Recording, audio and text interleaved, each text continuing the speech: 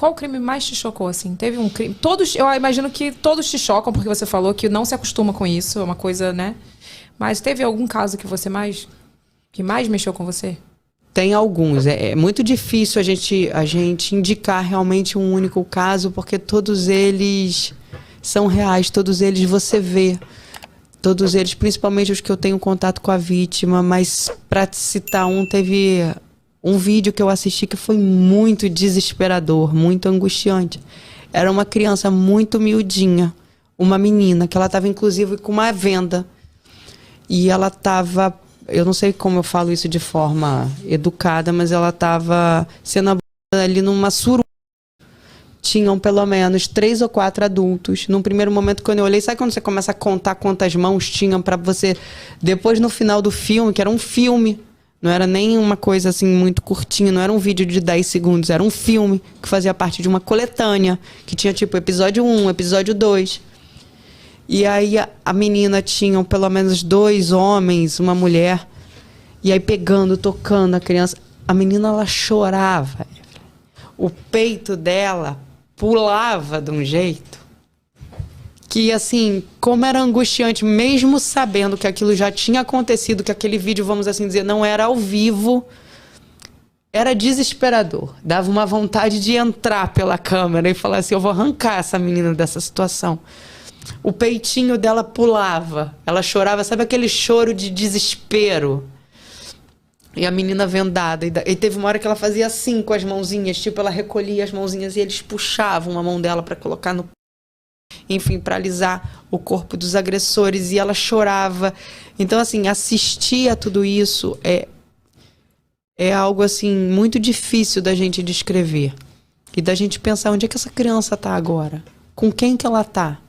O que aconteceu com ela? Porque, por vezes, a gente, nos laudos, a gente recupera diversas imagens e, às vezes, já aconteceu do perito olhar para mim e falar assim, Paula, não sei se essa criança está viva ou morta, pela forma que o corpinho está, assim, numa fotografia. Teve um episódio que a gente começou a analisar umas imagens e um policial falou assim, nossa, isso é animalesco. E aí, na mesma hora, eu ia concordar com ele. Aí eu parei, eu pensei, eu falei, não, isso não é animalesco. Animal não faz isso. Você não vê um animal, mesmo que de espécies diferentes, ele não vai lá agredir o filhote do outro só para se regozijar, só para sentir prazer. Então, assim, quando você vê que alguns deles ficam ainda mais excitados quando ouvem a criança berrando, quando ouvem a criança pedindo socorro. Então, assim, e os comentários entre os abusadores tinha tipo um conto erótico, assim, que ele falava, não tem como olhar para uma cena dessa e não se sentir esse... Ou casos, às vezes, que a gente, agora recentemente, teve um aqui em Caxias de uma menina com 11 anos de idade, que ela não frequentava a escola, estava mais ou menos 2 anos presa dentro de casa. Ela saiu de casa com um bebê nos braços. A menina de 11 anos, ela pariu dentro de casa.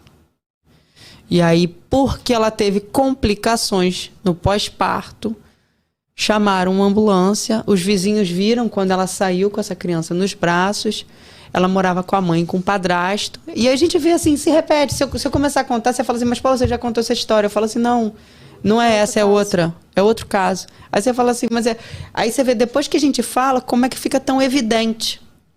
E aí foram levados para o hospital, o padrasto foi preso, foi pedido uma medida protetiva para essa menina em relação à mãe. E não foi deferida, a justiça não deferiu, porque entendeu naquele primeiro momento que a menina não teria outro parente próximo, então que era importante para os cuidados da menina mãe. E aí a gente pensa, é uma outra questão que a gente também tem que discutir. Num caso desses, pai, padrasto e mãe vão presos. O que faz com a criança? Encaminha para um abrigo? Porque às vezes se a gente fica só aplicando a lei de uma forma seca, você vira meio que linha de produção. Ah, esse daqui. Pai preso, madrasto preso, abrigo. Próximo, pai preso. E não pode ser linha de produção. A gente tem que ver caso a caso.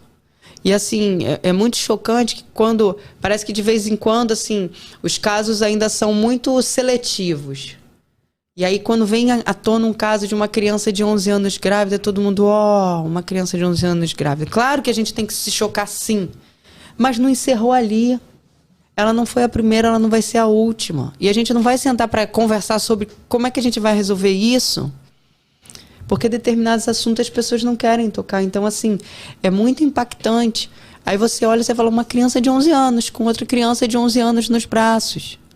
O quanto que isso vai impactar a vida dela. O padrasto era o abusador, no caso? Sim. E a mãe concordando com tudo?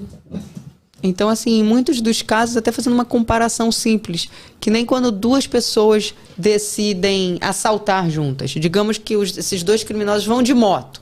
Vamos roubar alguém num carro. Os dois estão de moto. Enquanto um pilota, o outro está na garupa. Aquele que pilota para, o da garupa desce ou não desce, assalta e vão embora. Eles estão ali de comum acordo com o que vai ser feito. Ah, mas eu só dirigi, eu só pilotei a moto. E foi ele que desceu, mas o propósito era o mesmo. E um só conseguiu porque o outro contribuiu. Enquanto um fica vigiando, o outro vai lá, entra no estabelecimento e assalta. Os dois estão anuindo, existe ali um plano comum, que pode haver uma divisão de tarefas com a mesma finalidade.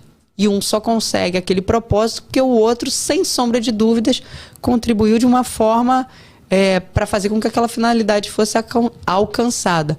Então, assim, a gente tem alguns casos que são realmente... Teve um em que às vezes eu falava assim, nada mais me choca, porque eu acho que eu já vi de tudo. E eu falei assim, eu parei de falar isso, porque cada vez, quando eu acho que o fundo do que o poço tem fundo, eu descubro que o poço não tem fundo. Teve um caso em que eles faziam manipulação de imagens, o que também é crime, de crianças para simularem crianças grávidas. Então, assim, era 8 anos, gravidez de 8 anos, pregnancy, baby. E aí você via, assim, meninas de 5, 6 anos, deitadinha com aquela barriguinha assim, que você via que... Montagem. Uma vez eu conversei com o médico, ele falou, Paulo, pela compleição física, a gente percebe que ela não tinha ainda condições de engravidar, mas você vê a que grau que chega a perversão, o interesse sexual. Então, assim, como... Deixa eu fazer uma pergunta.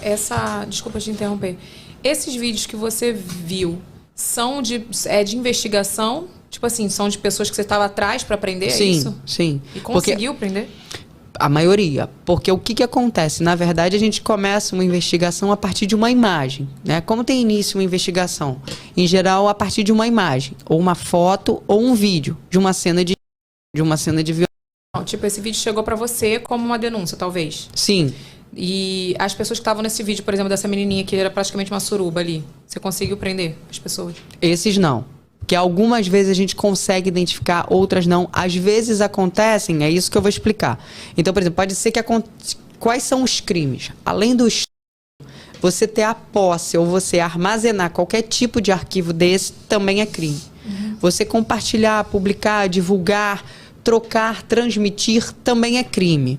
Você vender ou expor à venda, também é crime. Você simular essas cenas com crianças, também é crime. Então, são diferentes crimes. Então, tem aquele primeiro, que tem quem produz a imagem, tem quem compartilha o vídeo, tem quem armazena.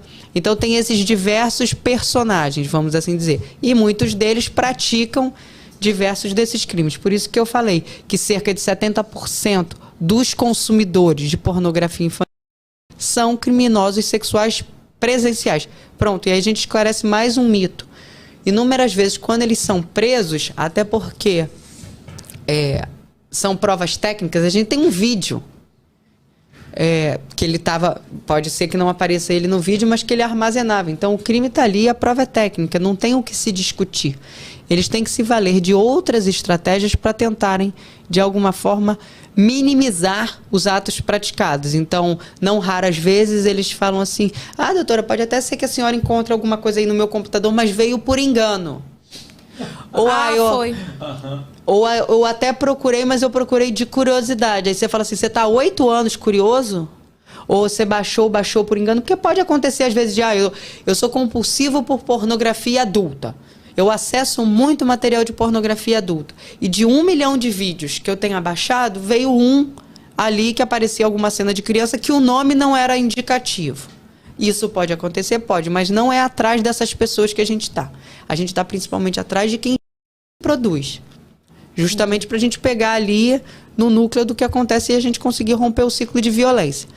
Então, assim, não raras vezes eles tentam minimizar e até mesmo falando assim, é preferível que eu fique aqui somente assistindo a tocar numa criança. Então, assim, primeiro que ele está assistindo, como você disse, um vídeo que muitas vezes foi produzido para atender algum pedido personalizado dele. E quando não personalizado, essa indústria, esse comércio, essas organizações criminosas só existem e só funcionam e só se estruturam para poderem abastecer esse mercado.